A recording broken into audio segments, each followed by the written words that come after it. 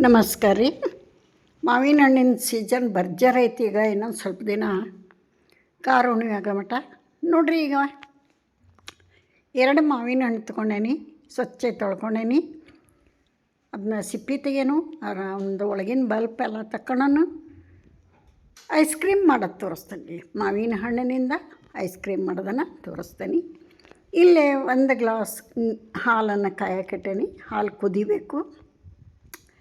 ಆನಂತರ ಒಂದು 10-15 ಗೋಡಂಬಿ ನೆನೆಸಿದ್ದೆ. ನಾನು ನೆನೆಸಿದಂಥ ಗೋಡಂಬಿನ ಪೇಸ್ಟ್ ಮಾಡಿ ಸೈಡಿಗೆ ಇಟ್ಕೋತೇನೆ. ನೋಡಿರಿ, ಹಾಲು ಎಲ್ಲಿವರೆಗೆ ಕುದಿಬೇಕು ಇವು ಅಂದ್ರೆ ಮೀಡಿಯಮ್ ಉರಿಯೊಳಗೆ 1 ಗ್ಲಾಸ್ ಹಾಲಕ್ಕೆ ಮೇಲೆ 1/4 ಭಾಗ ಕಡಿಮೆ ಆಗಬೇಕು. 1/4 ಗ್ಲಾಸ್ ಹಾಲು ಕಡಿಮೆ ಆಗಬೇಕು. ಕುದಿಸಿ ಅದೊಂದು ಸ್ವಲ್ಪ ಹಿಂಗೆ ಗಟ್ಟಿ ಆಗಬೇಕು. ಅಲ್ಲಿವರೆಗೆ ಕುದಿಸ್ಬೇಕು. ಮಕ್ಕಳಿಂದ ಮುದುಕರವರೆಗೂ ಐಸ್ ಕ್ರೀಮ್ ಅಂದರೆ ಯಾರಿಗೆ ಇಷ್ಟ ಇಲ್ಲರಿ. ಮ್ಯಾಂಗೋ ಐಸ್ ಕ್ರೀಮ್ ಮಾಡಿ ತೋರ್ಸಕ್ತೀನಿ ಇವತ್ತು.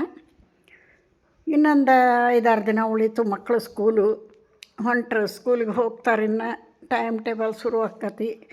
ಅವಸರ ಏನೆಲ್ಲ ಮಕ್ಕಳಿಗೆ ಮಾಡಿಕೊಡೋದು. ರಸದಾಗ ನಿಧಾನಕ್ಕೆ ಅವ್ರಿಗೆ ಬೇಕಂದಿದ್ದೆಲ್ಲ ಮಾಡಿಕೊಟ್ವಿ. ಇವಾಗ ನೋಡಿರಿ, ಇದು ಹಾಲೇನು ಕುದ್ದು ಗಟ್ಟಿಯಾಗಿರ್ತೈತಲ್ಲ, ಇದ್ರಾಗ ಸಣ್ಣ ಉರಿ ಇಟ್ಕೊಂಡು ಈ ಗೋಡಂಬಿ ಪೇಸ್ಟ್ ಹಾಕಿಬಿಡೋಣ. ಗೋಡಂಬಿ ಪೇಸ್ಟ್ ಹಾಕಿ ಕುದಿಸ್ಬೇಕು. ಅದೆರಡೂ ಮಿಕ್ಸ್ ಆಗಿ ಇನ್ನೊಂದು ಸ್ವಲ್ಪ ಗಟ್ಟಿ ಆಗಬೇಕದು. ಅಲ್ಲಿವರೆಗೆ ಕುದಿಸ್ಬೇಕು.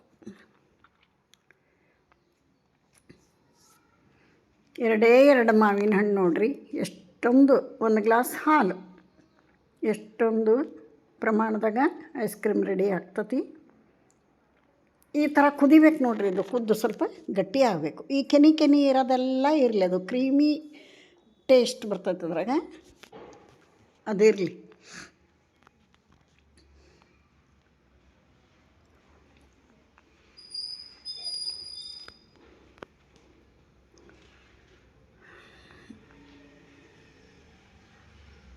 ಈ ಥರ ಗಟ್ಟಿ ಆಗಬೇಕು ಕುದ್ದದು.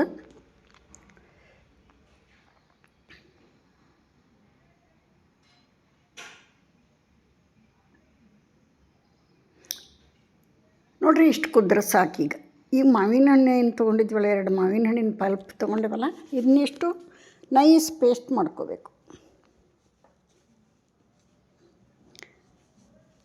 ನೈಸ್ ಪೇಸ್ಟ್ ಮಾಡಿಟ್ಕೋಬೇಕು. ಅಲ್ಲಿವರೆಗೆ ಅದು ತಣ್ಣಗಾಗಬೇಕು. ಈಗೇನು ಗೋಡಂಬಿ ಮತ್ತು ಹಾಲು ಕುದಿಸಿಟ್ಟೇವಲ್ಲ, ಅದು ಫುಲ್ ಕೋಲ್ಡ್ ಆಗಬೇಕು.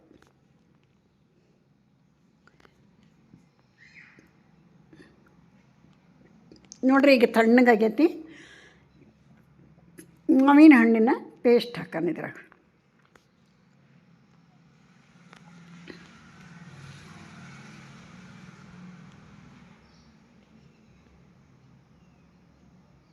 ಚಿಟಿಕೆ ಏಲಕ್ಕಿ ಪುಡಿ, 1/4 ಬೌಲ್ ಬೆಲ್ಲ ಹಾಕೋಣ.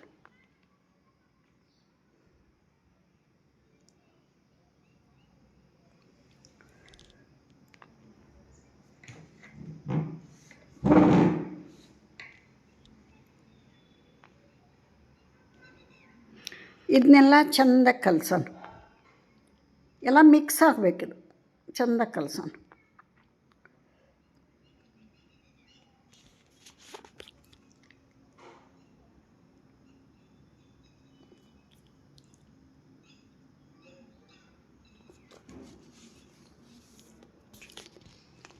ಈಗೇನು ಉರಿ ಹಚ್ಚೋದು ಬೇಡ, ಕಾಯಿಸೋದು ಬೇಡ, ಕುದಿಸೋದು ಬೇಡ.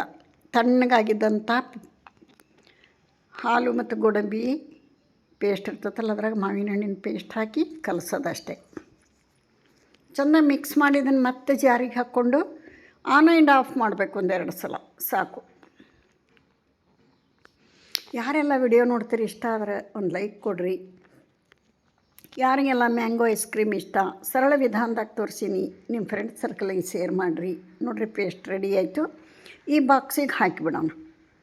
ಹೊಸಬ್ರಾದರೂ ಯಾರಾದರೂ ಚಾನಲ್ಗೆ ವಿಸಿಟ್ ಕೊಟ್ಟಿದ್ರೆ ಪ್ಲೀಸ್ ಸಬ್ಸ್ಕ್ರೈಬ್ ಮಾಡ್ಕೊಂಡು ವಿಡಿಯೋ ನೋಡಿರಿ. ಇದ್ರ ಮೇಲೆ ಡ್ರೈ ಫ್ರೂಟ್ಸ್ ಹಾಕೋಣ.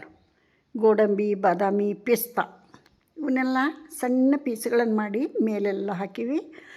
ಆನಂತರ ಇದಕ್ಕೆ ಗಾಳಿ ಆಡದಂತೆ ಫಿಟ್ಟಾಗಿ ಬಾಕ್ಸ್ ಕ್ಯಾಪ್ ಹಾಕಬೇಕು. ಅದಕ್ಕೂ ಮುಂಚೆ ಒಂದು ಇದು ಪ್ಲಾಸ್ಟಿಕ್ ಕವರ್ ಹಾಕೋಣ ಇದಕ್ಕೆ.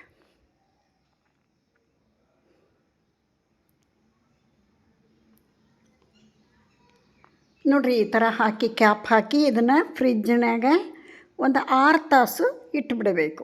6 ತಾಸಿನ ನಂತರ ತೆಗೆದು ಇದನ್ನು ನಿಮಗೆ ಸರ್ವ್ ಮಾಡಿ ತೋರಿಸ್ತಾನೆ ನೋಡಿರಿ. ಈಗ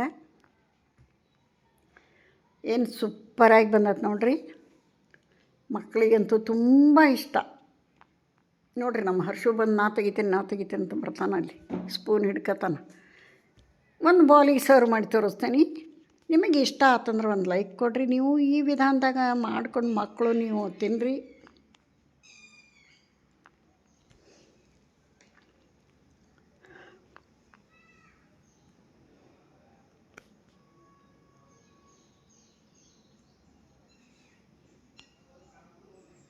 ಸೂಪರಾಗಿ ಬಂದತಿ, ಟೇಸ್ಟಿಯಾಗಿರ್ತತಿ. ಮಾವಿನ ಹಣ್ಣು ಸೀಸನ್ ಮುಗಿರಾಗ ನೀವು ಮಾಡಿರಿ. ಇಲ್ಲಿಗೆ ವಿಡಿಯೋ ಮುಗಿಸ್ತೀನಿ. ನಮಸ್ಕಾರ.